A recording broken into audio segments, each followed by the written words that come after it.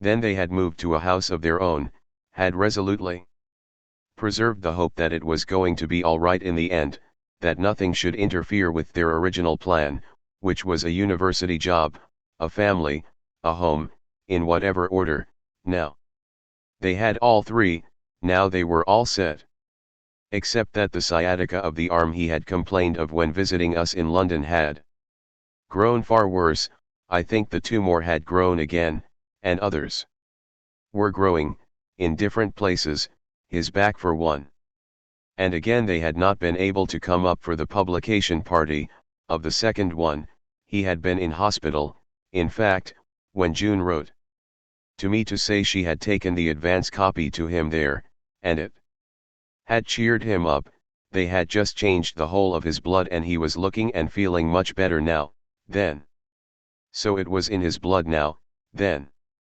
The house was a new one, the road still unmade as we drove on to this new estate, the house still known by its plot number, in fact, that new and well designed, within its limits, a through lounge, underfloor heating, picture window with holy covering curtain, open tread staircase up to 3 bedrooms, was it, or more?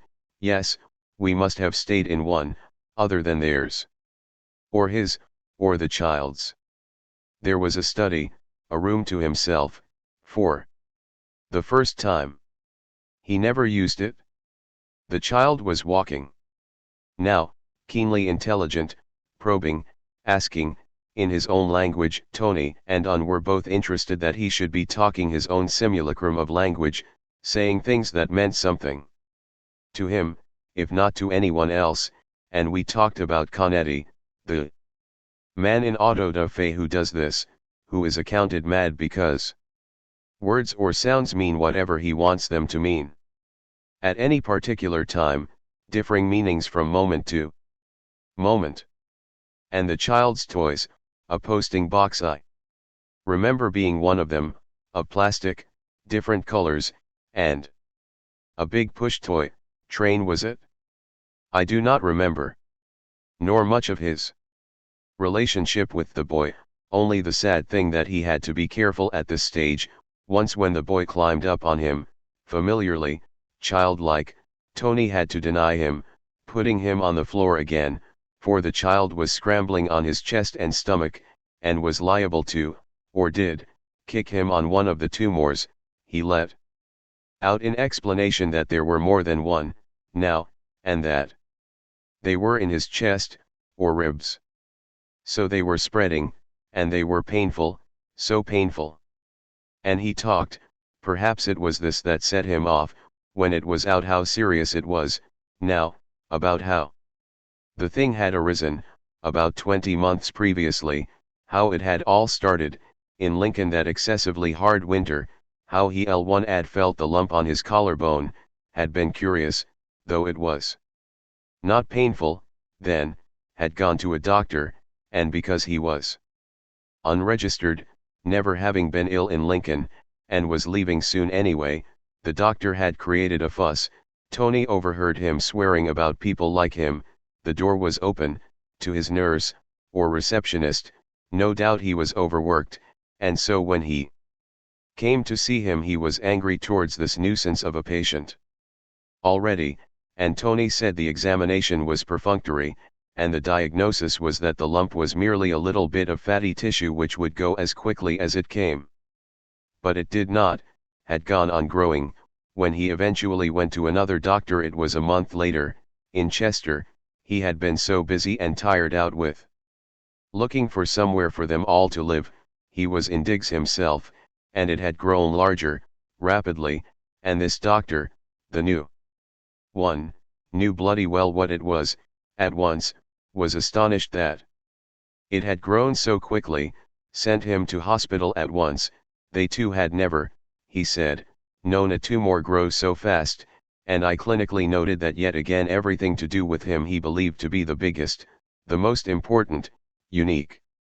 And he ended tritely, with a warning, saying if ever I myself had a lump, which grew, or any lump, to go to a doctor straight away, not worry about overworking him, and not to hope, not to imagine it would go away of its own accord, for speed is of the essence, he said, the cliché, even a few hours, apparently, and it might be too late. For the first time he really looked ill, there were outward, physical signs of it, he looked different, not himself, worse. His face appeared dry, the skin as if carelessly powdered, in places, his hair had suddenly grown thinner, there was dandruff in great yellow-gray flakes and his teeth were slightly more noticeable, for he had lost weight, a stone or more. His breathing, too, was affected, there were now great pauses in his conversation as he sighed to the limit of his lungs, unnatural pauses, unsyntactical, which gave his words curious emphases and dramatizations bathos, together with those other pauses when he had to take a drink to moisten his mouth, manually to perform the saliva gland's function. It is difficult to think of these things without terror, the pity is easy to feel, easy to contain, but so useless. The shake in the voice which was not there before. This was when there was nothing but hope of a miracle, that's bloody funny, a breakthrough, then, left. They had I think done all they could for him, such as it was, and it had not been enough. June had first known of it when he had wrung her from Cheshire, or wherever, to say that he had to go into hospital up there for an examination, a biopsy. At one point June and Ginny went out, for shopping, down to the village near which this new estate was being built, and left Tony and me alone. Perhaps they took the child as well, perhaps he was asleep. But Tony and I talked seriously, sadly, about these things, about as well the opposition of the families of the girls we had married, to our marrying them, perhaps this was common. Universal even. There was I remember great comfort for me in what he said, as meaning I was not alone in finding this opposition. This is banal. What did he actually say? Remember him on the newly sown front lawn, earth it appeared. As, just then, with lines of some sort, what were they? Not turves. Perhaps earth, just to cover the builder's rubble, I don't know, I cannot think, it is so difficult. His stooping movement, so circumscribed, as he bent to remove something, a stone, perhaps, from that embryo lawn. The back garden was much as the builders had left it, coarse grass, rubble, bits. Tony and June had not yet had time to do anything with it. What would they have done with it? The boy liked to play there, enjoyed running out when it was not raining. It rained a lot on that visit. It was, yes, September, but very dull, overcast, towards the end, already it was autumn. The boy would play out in the back garden in a sou'wester and yellow oilskins, little ones, curious games, tasks, apparently of his own devising, on his own, with a climbing frame, tents of carpets, old carpets, bricks, things. Chattering to himself in that tongue. Someone said, it must have been that there were times when Tony broke down, knew and said he would never live to see the boy grow up. I fail to remember, the mind has fuses. At some point they asked me to be a kind of secular godfather to the boy, asking not quite apologetically but certainly making it clear I was not expected to be a godfather in any sense I disapproved of by undertaking to bring the boy up as Stian or whatever the myth is. To which I hurriedly agreed, sadly, not wanting to discuss it, but seeing in the future the boy coming to me for a job, a reference, advice perhaps, yes, in the long future. Just in case anything does happen. To Tony, they said, he said, she said, no doubt offhandedly. At some point he told me more of the first period in hospital. At the radioactivity or radiotherapy unit, on that airfield, particularly that there was a predatory priest, RC I think, who preyed on Tony, on others. Not so much on Tony, for he could withstand it, but certainly the man had put pressure on him to declare a faith, which Tony could not in all honesty do, of course, not. 6. Having that sort of faith, I do not remember the details, but it was odious, as I remember, this cleric's approach, carrion eater. In bed, he spent a lot of time in bed.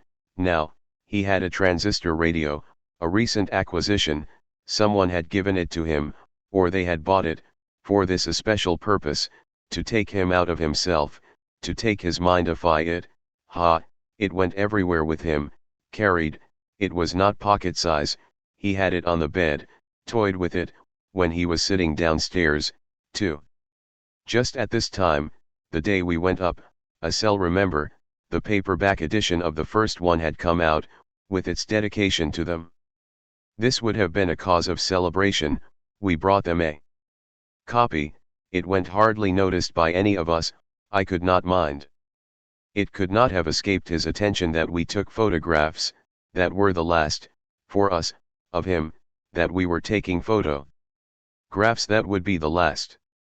In the front garden, the newly sown lawn, against the house that was theirs for such a short time, our hired car parked in front of their garage, during a break in the rain, he and I together squinting against the light, taken by Ginny, or June, I forget who, and the boy playing in the garden at the back, running into the kitchen all muddy, and so on, and so forth.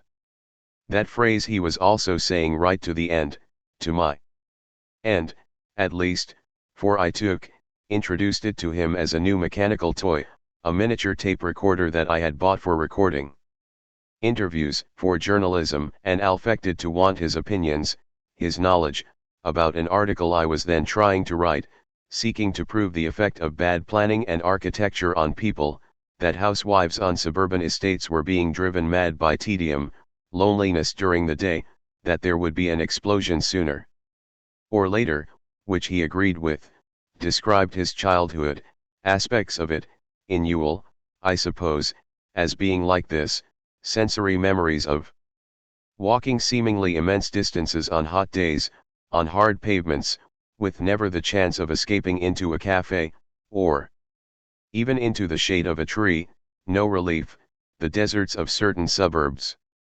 But I could never prove it. Housewives I interviewed on Newtown estates said they were too busy to be bored. I had to abandon the article. His hands on the sheets, the cliché, thinner, white, but they do seem different. Hands, forearms, of a patient, perhaps it is the way the pillows behind take the weight of the shoulders, the muscles of the arms are relaxed in some way, perhaps. His fingers tampering with the mic, and he kept switching it off, perhaps it was too much for him, the thought I won't be here, perhaps he had this thought inside him, insistently, by now, all hope gone, saying, I won't be here to see this, or that, or whatever, even to see this article we were talking about, perhaps I was too ghoulish in wanting to have his voice, the reason I had brought the recorder, though I did genuinely want his help with the article, too ghoulish, but not now. No, I have the man's voice still, the shake in it that was not there before, the sippings, the pauses, long sighs, I remember so clearly, have played it enough times, his voice, or the last vestiges of it, it's not that clear, a new slur, too, but his voice I still have, yes, and what he said, what he was